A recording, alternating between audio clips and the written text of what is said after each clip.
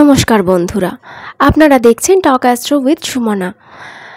আশা করি আপনারা সবাই ভালো আছেন, সুস্থ আছেন এবং আপনাদের সুস্থতা কামনা করেই শুরু করব আজকের এপিসোড। তবে তার আগে বলে দিই, অ্যাস্ট্রো সংক্রান্ত বিভিন্ন টপিক সম্পর্কে নলেজ গেইন করতে অবশ্যই সাবস্ক্রাইব করে রাখুন টক অ্যাস্ট্রো উইথ সুমনা, আর বেল আইকনটা কিন্তু হিট করতে ভুলবেন না, যাতে করে আমি এমন ভিডিও যখনই আপলোড করব আপনাদের কাছে তার নোটিফিকেশন পৌঁছে যায়। আর যে কোনো ধরনের অনলাইন কনসালটেশন বা চেম্বার ভিজিটের জন্য আপনারা ভিডিও ডেসক্রিপশানে দেওয়া নাম্বারে যোগাযোগ করতে পারেন। তো বন্ধুরা, এবারে চলে আসবো মূল আলোচনায়। আজকে আমাদের আলোচনার বিষয় হলো কন্যা রাশির বৈশিষ্ট্য। আজকে এই ভিডিওতে আমরা কন্যা রাশির কিছু বিশেষ ক্ষমতা নিয়ে আলোচনা করব, এছাড়াও কন্যা রাশির কিছু দুর্বলতা নিয়েও আলোচনা করব। কন্যা রাশি হলো রাশিচক্রের ষষ্ঠ রাশি এবং এর অধিপতি গ্রহ হলেন বুধ। সাধারণভাবেই কন্যা রাশির জাতক জাতিকাদের উপর বুধের প্রভাব থাকে অত্যন্ত বেশি। এই বুধ অর্থাৎ রাশিপতিটি এনাদের জন্মছকে যদি বলবান হয়ে থাকে, এনারা যথেষ্ট বুদ্ধিমান হয়ে থাকেন।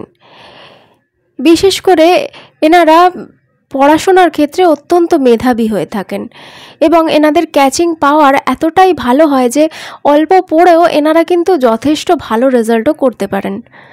এনাদের মনে রাখার ক্ষমতা খুব ভালো হয়, সেই কারণেই এনারা কিন্তু ভীষণ ভালো স্টুডেন্ট হন। এই কন্যা রাশির জাতক জাতিকাদের কমিউনিকেশন পাওয়ার এতটাই ভালো হয় যে এনারা নিজেদের কথার মাধ্যমে অন্যকে ইনফ্লুয়েন্স করতে পারেন খুব সহজে, এবং নিজেদের কথার মাধ্যমে ইনফ্লুয়েন্স করে এনারা অন্যদের দিয়ে নিজেদের কাজ খুব সহজেই করিয়ে নিতে পারেন।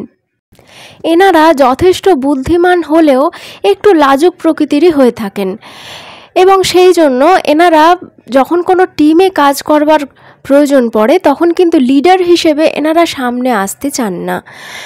তবে পিছন থেকে এনারা কিন্তু বুদ্ধি খাটিয়ে অন্যদেরকে নিজেদের মতো করে পরিচালনা করে নিজেদের কাজ গুছিয়ে ঠিকই নিতে পারেন।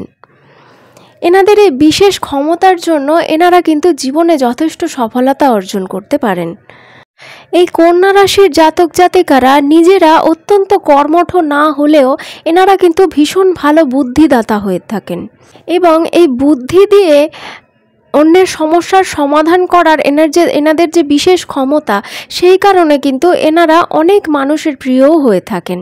এক্ষেত্রে এই কথাও ঠিক যে কন্যা রাশি যেহেতু রাশিচক্রের ষষ্ঠ রাশি এবং ষষ্ঠ ভাব থেকে আমরা শত্রু, রোগ, ঋণ এবং ডিসপিউটস এছাড়াও লাইফের স্ট্রাগলকে আমরা বিচার করে থাকি, সেই কারণে এই ষষ্ঠ রাশির জাতক জাতিকাদের অর্থাৎ কন্যা রাশির জাতক জাতিকাদের জীবনে কিন্তু যথেষ্ট স্ট্রাগলও থাকে এবং এনাদের অনেক শত্রু তৈরি হয়। বিশেষ করে কর্মক্ষেত্রে এনাদের সাকসেসকে হিংসা করে অনেক মানুষ, সেই কারণে এনাদের কর্মক্ষেত্রে কিন্তু অনেক শত্রু তৈরি হয়ে যায় এবং সারা জীবন এনারা কিন্তু এই শত্রুদের দ্বারা বিভিন্নভাবে প্রতারিত হতে পারেন। আবার এই রাশির জাতক জাতিকারা একটু শান্ত প্রকৃতিরই হন এবং এনারা একটু ভীতু ধরনেরও হয়ে থাকেন। সেই জন্য এনারা সহজে কিন্তু কারোর সঙ্গে ঝগড়া, অশান্তি বা ঝামেলার মধ্যে জড়াতে চান না। কোনো মানুষের সঙ্গে কোনো ঝামেলা তৈরি হলে এনারা কথাবার্তার মাধ্যমে সেই ঝামেলার সমাধান করতে কিন্তু চান, কিন্তু সব সময় সেটা সম্ভব হয় না এবং এনাদের শত্রুরা এনাদেরকে বিভিন্ন সময় বিভিন্ন ঝামেলায় ফেলে দেয়, আর এই শত্রুদের কারণে এনাদের মানসিক শান্তি বিভিন্নভাবে নষ্ট হয়ে থাকে। এনারা মানসিক অবসাদেও ভুগে থাকেন। এই রাশির মানুষরা সাধারণত চাকরির থেকেও ব্যবসা করতে বেশি আগ্রহী হয়ে থাকেন এবং ব্যবসায় সফলতা অর্জন করবার জন্য যে ধরনের স্কিলসের দরকার হয়, যেমন ভালো কমিউনিকেশন পাওয়ার, ইন্টেলিজেন্স এবং অন্যদের দিয়ে নিজের কাজ করিয়ে নেওয়ার যে বিশেষ ক্ষমতা, সেই ক্ষমতা এনাদের মধ্যে কিন্তু যথেষ্টই থাকে। তবে এই কন্যা রাশি হলো একটি দ্বৈত রাশি এবং সেই কারণেই এই রাশির জাতক জাতিকাদের মধ্যে একটু দ্বৈত স্বভাব দেখা যায়। এনারা সব বিষয়ে ভীষণ দ্বিধা দ্বন্দ্বে ভোগেন এবং সহজে কোনো সিদ্ধান্ত নিতে পারেন না। কন্যা রাশির জাতক জাতিকাদের মধ্যে ব্যবসায়িক মানসিকতা ঠিকই দেখা যায়, তবে ব্যবসা করার জন্য যে দৃঢ় অধ্যবসায়ের দরকার হয়, যে দৃঢ় সিদ্ধান্ত নেওয়ার ক্ষমতার দরকার হয়, সেটার অভাবে এনারা জীবনে সাফল্য থেকে অনেক সময় দূরে সরে থাকেন। এনারা কখনো মনে করেন ব্যবসা করবেন, আবার পরক্ষণেই মনে করেন চাকরি করবেন, আবার তারপরেই হয়তো ভাবলেন কোনো বিনোদনমূলক কাজ করবেন। এই দ্বিধাগ্রস্ত স্বভাব এবং যে কোনো কাজে একাগ্রতার অভাব, এটাই হলো এনাদের জীবনে বড় হওয়ার পথে মূল বাধা। এনারা বেশিরভাগ ক্ষেত্রেই নিজেরা খুব বেশি পরিশ্রম করতে চান না এবং বুদ্ধি খাটিয়ে অন্যদের দিয়ে নিজেদের কাজ করিয়ে নেওয়ার চেষ্টা করেন।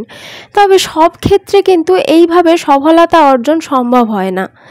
একটা বড় জায়গায় পৌঁছতে গেলে নিজেদের যথেষ্ট কর্মঠ হতে হয় এবং অনেক বেশি পরিশ্রম করতে হয়। এই সব সময় অন্যদের দিয়ে নিজেদের কাজ করিয়ে নেওয়ার চেষ্টা এবং কর্মবিমুখতার জন্য এনাদের কিন্তু জীবনে সফলতা অর্জনের ক্ষেত্রে অনেক সমস্যা তৈরি হয়। এই রাশির জাতক জাতিকারা নতুন নতুন বন্ধু তৈরি করতে ভীষণ পছন্দ করেন এবং অনেক মানুষের সঙ্গে মিলেমিশে থাকতেও এনারা ভীষণ পছন্দ করেন। এনারা খুব ভালো জীবনসঙ্গী হতে পারেন। তবে অনেক ক্ষেত্রে এনাদের এই দ্বৈত স্বভাবের কারণে এনাদের বিবাহিত জীবনেও অনেক সমস্যা দেখা দেয়। জীবনে কোনো বড় সমস্যা সমাধান করবার জন্য যখন খুব দ্রুত কোনো দৃঢ় সিদ্ধান্ত নেওয়ার প্রয়োজন হয়ে পড়ে, তখন এই দ্বৈত স্বভাবের কারণে এনারা কোনো ঠিকঠাক সিদ্ধান্ত নিয়ে উঠতে পারেন না। সেই কারণে এনাদের জীবনে অনেক সমস্যার সম্মুখীন হতে হয়।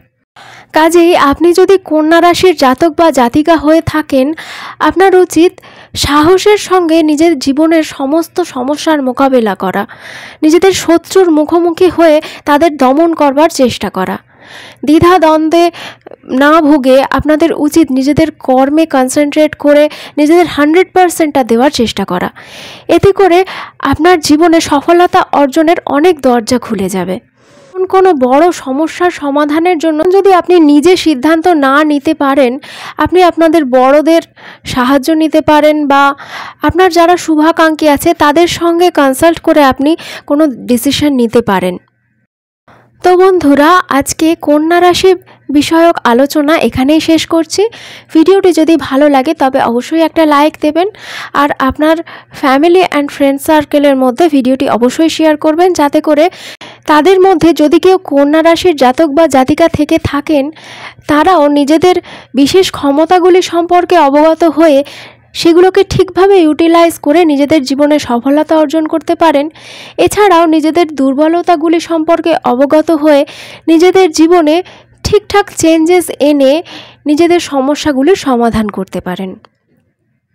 তো বন্ধুরা, আজকে এই পর্যন্তই। আবারও কথা হবে পরের এপিসোডে। ততদিন পর্যন্ত আপনারা সবাই ভালো থাকবেন, সুস্থ থাকবেন এবং আজকের ভিডিওটি শেষ অবধি দেখার জন্য আপনাদের সবাইকে ধন্যবাদ।